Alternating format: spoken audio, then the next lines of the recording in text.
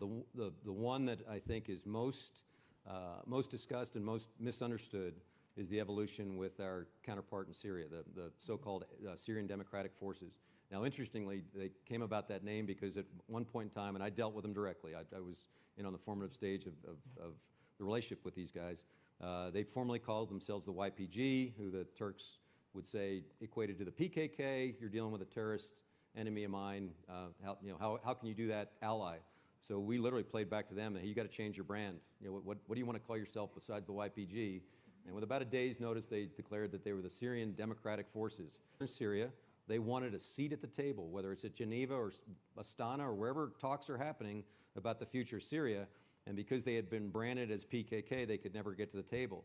So while we paired with them militarily, Brett McGurk was able to keep them in the conversation and allow them the necessary legitimacy to be good partners for us. So it was literally